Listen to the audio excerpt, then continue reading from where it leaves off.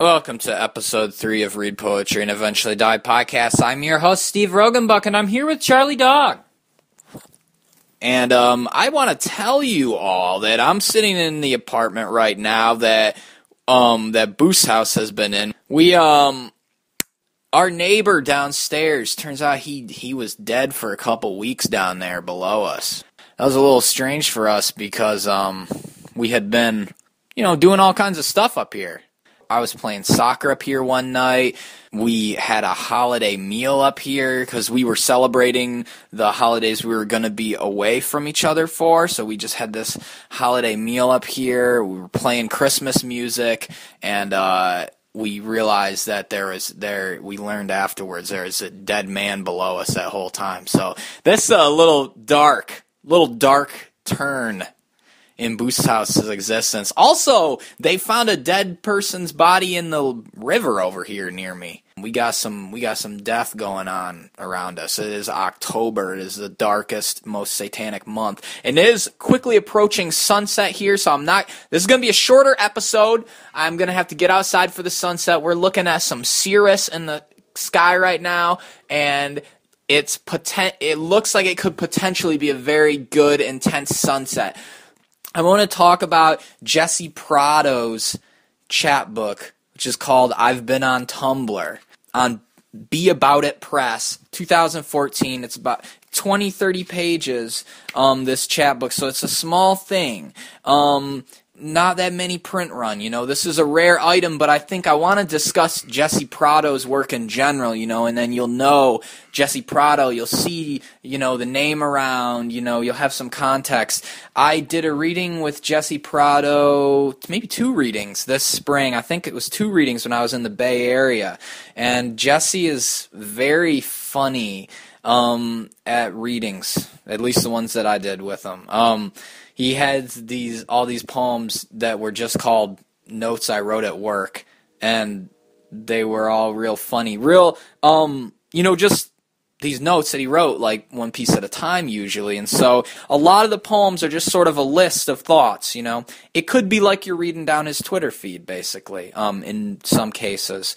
The title, I've Been on Tumblr. I read it in this way that the title was saying, I've been on Tumblr. Like, I've seen Tumblr. Like, I've been on Tumblr. And that was really funny to me. Like, as if it's something rare. Like, that was funny to me. And then I realized you could also just read it as, like, I've been on Tumblr. Like, that's where I've been.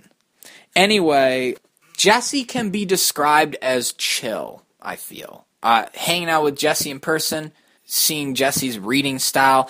There's a few different people that I've met that just feel chill to me, and Jesse is one of them for sure. I want you to hear how Jesse reads because I feel like that gives context to how these poems can be read, and sort of the humor is a little bit in the style, the delivery. So here is some recording of Jesse Prado reading. It's called Notes I Wrote at Work. I don't think the Spurs care as much about winning as they do about playing a really good game. That's what I've always liked about them. One of our terminals have been out all week, and I didn't even know. Donna thought she was being a rebel by wearing capris to work, but the joke is on her. Because we don't even have a rule against that anymore. Jake said, don't go getting that water into any of these oatmeals because they're not supposed to be made yet. This was my favorite page in the book. I'm going to start with my favorite page in the book. If I wanted to tell you a story about Jurassic Park, I would tell you about my first time seeing it with my entire family when my dad pointed up at a speaker hanging from the ceiling and said, if that falls on me, I'm dead and all of you guys have to walk home. Little prose poem there, little narrative, and I like that a lot. And I'll read another one that's formatted into a prose block here.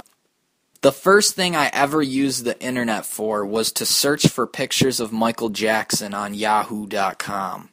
This was in the 4th grade. I was using my cousin's computer. They lived in San Jose and we were visiting. Nice. Nice, nice, nice. There's also some great parts in the book where I just really liked certain lines. Here are some various quotes from the book.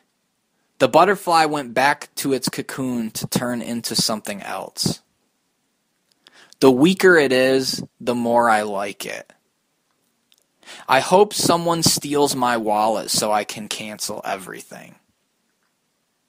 I want a room full of something you can only walk so far into. And then I have one thing more I wanted to read from this book was this short poem, nearer to the end of the chapbook. I like how long it takes me to realize that I like something. I keep thinking about that part at the end of No Country for Old Men where that old man owned hella cats. Your blankets think of you. So you see there in that one, you especially see that structure where it's just three separate things put together into a poem. And actually, Jesse wrote at the beginning of this in the note to me, he said, to Steve, this is probably one poem. And so that's interesting. There's certain types of poetry where it matters that there's separation between the different poems, and it's like, okay, this is where one poem starts and the next poem starts, and it's important to read them as units. In this, you can sort of pull one little section of a poem, or you can count all of them together as one poem. It's an interesting form for that reason. Kind of reminded me of Sam Pink's poetry in that way. I remember reading through Sam Pink's poetry and having that sort of feeling. Like there would be a poem that was 10 lines, and it'd be like 2 lines about this thing, 2 lines about something totally different, 2 lines about something totally different, 2 lines about something totally different, and then 2 lines about something totally different again. So it's almost kind of arbitrary that those lines are grouped together into a poem. Or maybe they're not. Maybe it's not.